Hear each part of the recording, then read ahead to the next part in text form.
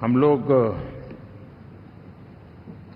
जब 4 जून के नतीजे चल रहे थे, मैं तो अपने काम में कुछ व्यस्त था। बाद में फोन आना शुरू हो गए, तो मैंने किसी को पूछा, यार ये तो ठीक है आंकड़े वांकड़े, तो मुझे ये बताओ कि ईवीएम जिंदा है कि मर गया?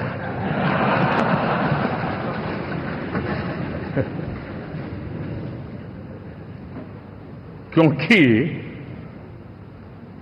ये लोग तय करके बैठे थे कि भारत के लोकतंत्र और लोकतंत्र की प्रक्रिया के प्रति विश्वास ही लोगों का उठ जाए, और लगातार ईवीएम को गाली देना।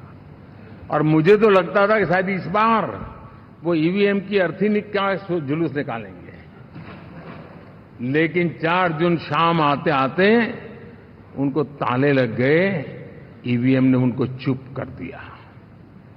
ये ताकत है भारत के लोकतंत्र की, ये ताकत है भारत की निष्पक्षता की, ये भारत की ताकत है भारत के चुनावी तंत्र की, चुनाव आयोग की।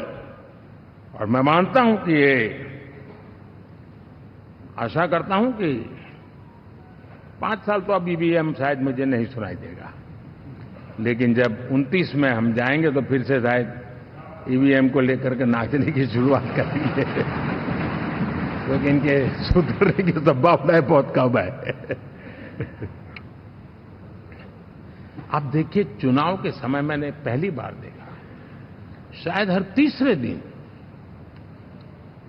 इलेक्शन कमीशन के काम में रुकावट आए, इसके लिए सुप्रीम कोर्ट के दरवाजे खटखटाए गए, भांति भांति की एप्लीकेशन, और एक ही टोली थी। और लोकतंत्र के प्रति जिनका भरोभार अविश्वास है, ऐसे लोग सुप्रीम कोर्ट का उपयोग करते हुए कैसे रुकावट डाले, इसका निरंतर प्रयास करते रहे। और चुनाव आयोग की ताकत का एक बड़ा हिस्सा अदालतों में, इस पीक अवर्स में, चुनाव के पीक अवर्स में, यानी कितनी निराशा लेकर के ये लोग मैदान में आए थे कि उन्होंने पूरा हमला उसी इंस्टीट्यूट पे लगा दो, ताकि चुनाव के कोई भी परिणाम आए, हम दुनिया के सामने भारत को भी बदनाम कर लें। ये षड्यंत्र का हिस्सा था दोस्तों, और कभी भी देश उनको माफ नहीं करेगा। साथियों, इंडी गठबंधन वाले जब ईवीएम का विरोध करते हैं तो मैं सिर्फ एक चुनाव के रूप में नहीं देख रहा। मैं मानता हूं ये लोग मन से पिछली शताब्दी के सोच वाले लोग हैं। वे टेक्नोलॉजी को हम महत्व न समझते हैं, न टेक्नोलॉजी स्वीकार करने को तैयार है। और ये सिर्फ ईवीएम में दिखाई दिया, ऐसा नहीं, यूपीआई में दिखाया।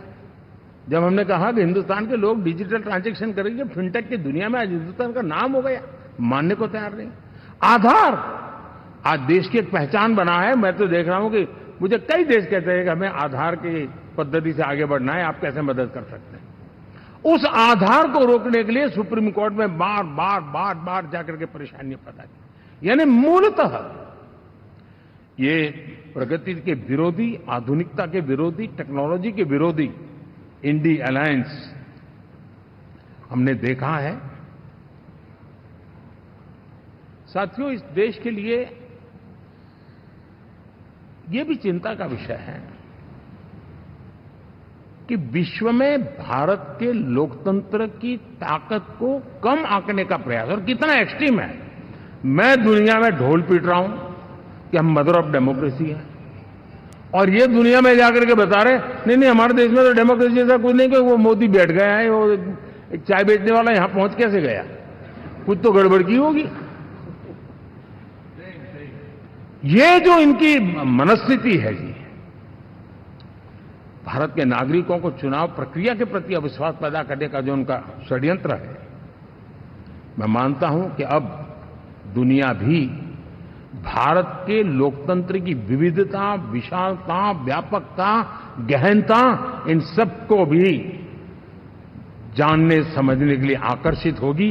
ऐसे ही इस चुनाव के नतीजे में देख रहा हूं। साथियों, जब 1 तारीख को मतदान पूरा हुआ और 4 तारीख को काउंटिंग, इस बीच की चीजों को आप देखिए। योजनाबद्ध तरीके से देश को हिंसा की आग में झोंकने का बयान दिए जाते थे। यहां इकट्ठे होना, यहां पहुंचना, यहां करना। कुछ लोग इस चीज को गंभीर नहीं लेते हैं, लेकिन ये बहुत गंभीर है। आप भारत के लोकतंत्र को, पहले उसकी व्यवस्था को अनादर करते हो, अब परिणाम आने से पहले एक ऐसा माहौल बना दो कि बस आग लगा देंगे। हर प्रकार से उन शब्दों का अर्थ यही निकलता है कि उन्होंने देश को उस दिशा में ले जाने का प्रयास किया था। लगातार देश को गुमराह करने का प्रयास किया गया, देश के लोगों को बांटने का प्रयास किया। अरे, चुनाव एक ऐसा लोकोत्सव होता है कि ज्यादा से ज्यादा लोगों को हम जोड़े, तोड़ने के लिए नहीं होता है। लेकिन हर प्रकार से कोशिश यही की गई है।